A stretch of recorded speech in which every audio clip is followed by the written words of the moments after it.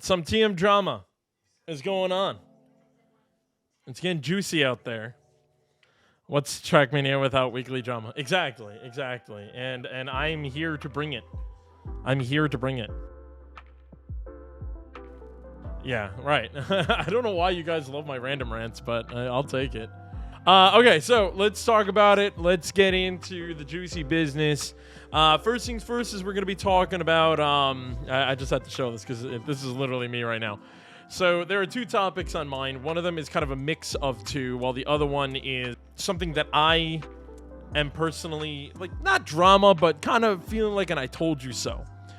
So this is going to be the part one of the rant. So first things first, we got Trackmania World Tour 2023 World Championship happening right now.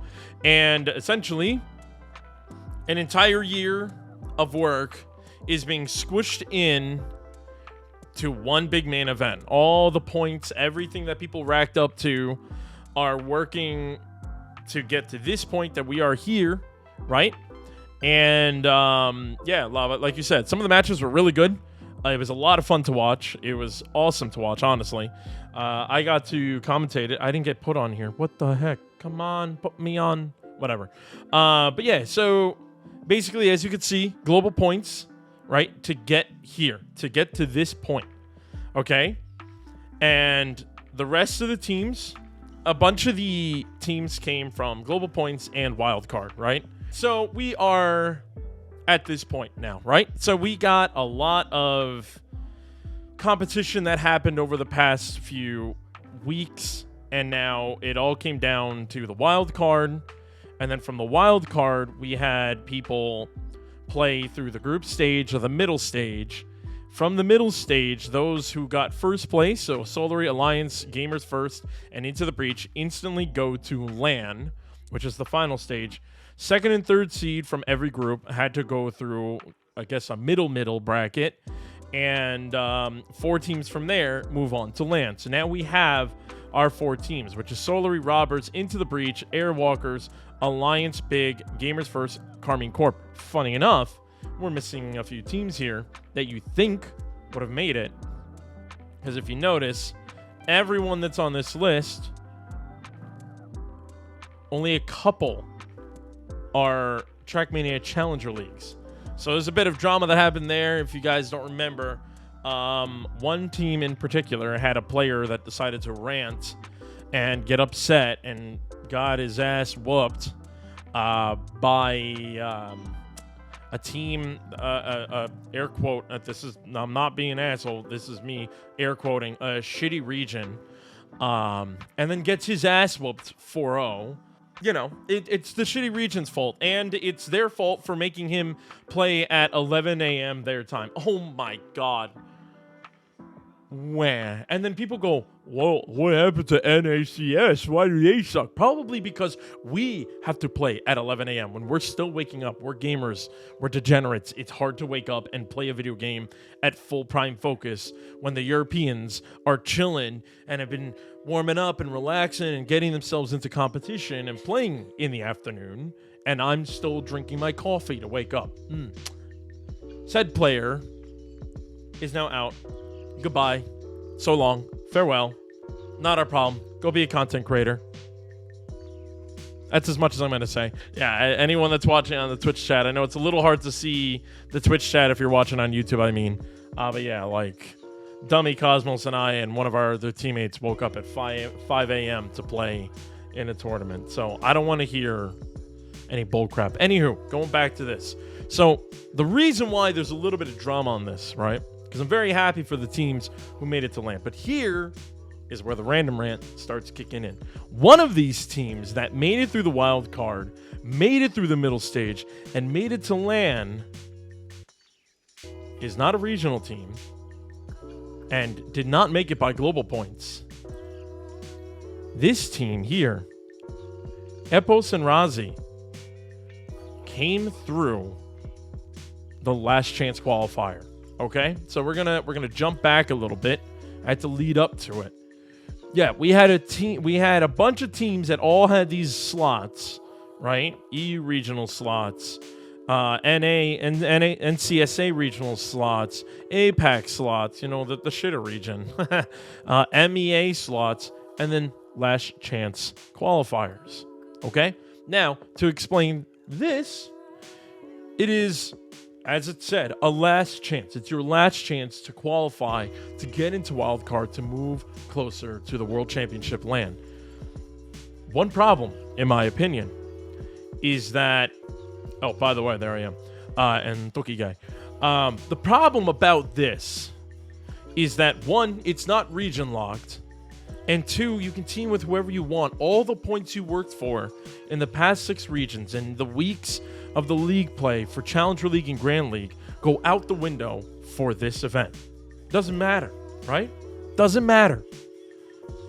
And one team in particular, Robbers, smokes through everything. Instantly, unfortunately, I'm one of the team that gets smoked. But yeah, the team smokes through everyone and makes it to the wild card. Goes into wild card. Where are they? I forgot what group they were in. Help. Group. There they are. Group G. Right? 4-0. 4-2 Airwalkers. And then qualify. Now, Airwalkers, by the way, are here. Stoops and Wizzy. 2 great players. And these guys even qualified to make it.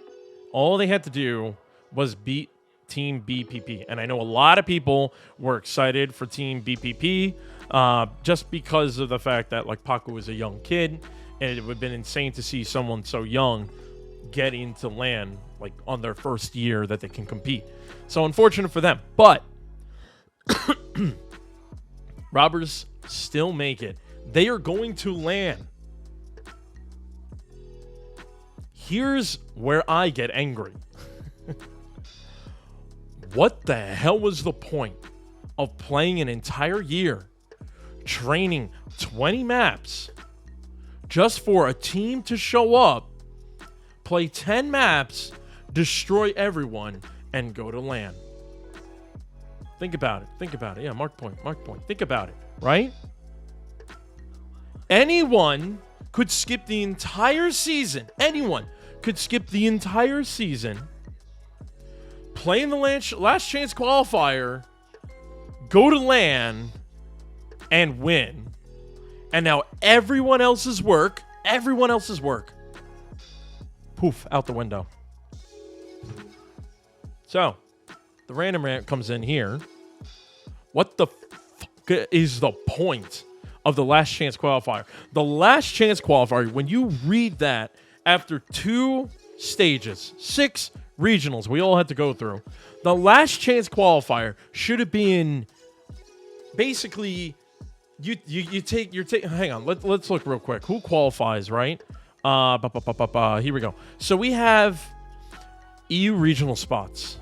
We have NCSA regional spots. We have APAC regional spots. We have MIA regional spots. Why the hell wasn't this just a mix of the regionals to give the teams who competed all year long one last chance to qualify? Think about it, right? That's what the last chance qualifier should have been. Not just anyone just signing up, not breaking the region lock, because don't get me started on even the relegations, right? Like, I talked to SRK about how I thought it was ridiculous that, anyone in Grand League and Challenger League can team with anyone, no region lock. And then you have teams and regions, someone like Birdie, for example, is a great player, right? Birdie's a great player. And I'm not saying Kemco is not a good player either. But Birdie's level compared to his own teammate is like, there's a skill difference. So someone like Birdie could have teamed up. Yes, I know technically Kemco cooks harder than Birdie, but again, if the Birdie can definitely live up with a lot of the top dogs out there. So if you had, let's say, for example, Birdie from MEA and maybe an Exotica from Damascus Gaming, I feel like that would make a stronger duo. I know. And again, you guys are saying that Kemco is better than Birdie, and I understand that. I'm just using Birdie as an example, right? I'm just using it as an example. Either way, Chemco, yeah. Yeah, and that's the other thing, right? Like Cosmos was saying in the chat that Birdie didn't really give much effort, right? That's the same thing, for example, with Neil. Neil is an amazing player for Damascus Gaming, but he didn't really put a lot of effort in. He didn't like the maps. He didn't like the way it was ran, so he didn't put a lot of effort in it, you know? So it's kind of hard to say. Yeah, sure, Chemco had a really good, season this year, but I bet you $20 if Birdie really put his mind and heart to it, it would have been another story. Okay. Anywho, it's not my point. My point is that the Last Chance Qualifier is open to anyone. So any of these teams here that maybe felt I'm doing a lot better than my teammate. Like, let's say, for example, Exotica put a lot of time in. Neil didn't put as much time in. He didn't really like the maps. He didn't like how the way was working. Fine. What if Exotica said, all right, you know what, Neil, sit this one out. I'm going to play in the Last Chance Qualifier. Grab's a really good player. Let's say, he doesn't want to play with an NACS player. He wants to play with another player. Let's say he teams up with Paco, right? And I know he's there. He had his teammate. Legu is also a great player. I'm just saying, for example, let's say Exotica and Paco team up, and now it's a killer duo, and they are flying through the Last Chance Qualifier. Then what was the point of all the work that Lego did all season long? What was the point that Neil did all season long? What's the point of everyone, and all the work they put in all season long just for them to just walk through a Last Chance Qualifier, smack everyone out of the way, go in and demolish? And that's exactly what Robbers is doing. And that proves my point, how dumb Last Chance Qualifier is, the way it is ran at the moment. Personally, me, and I had a conversation with some people who are involved in TMWT, right? And in my conversation, I said the reality of a team in the Last Chance Qualifier could just smoke through the entire competition, train only 10 maps, screw the other 20 maps, and then win it all. They can go to LAN and win it all. And I was told that can't happen. That's not going to happen. These pros are too good. They're sitting right there. And mind you, some of these players that are sitting right there, right? Epos and Razi. Epos has world record publicly on some of these maps. And those world records were done during rounds, during the match, when all pressure breaks loose. That's when he was breaking a lot of those world records. So you're telling me, from the way that conversation went, I'm being told that Robbers has no chance to beat these teams, even though their times are just as good, if not better, than some of these pro players, these Grand League teams. So, I'm just putting it out there. I am full, and mind you, I'm a big fan, right? Like, I love Solary. I think they're good. I'm always going to cheer on for Carl Jr., NCSA representative. But I've also loved Big. I love the German players. I watch their streams all the time. I'm a big Mime fan. Honestly, part of the reason why I'm a Mime fan is because he's Polish and I'm married to a Polish woman. So maybe that's part of it. But, I like a lot of these pros. I like a lot of them, right?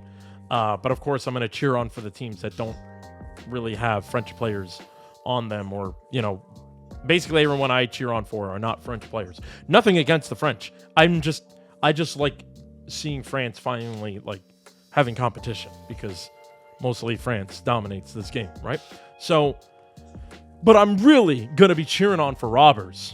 One, because again, they knocked me out, right? Like, Robbers took Rookie and I down, unfortunately, knocked us out.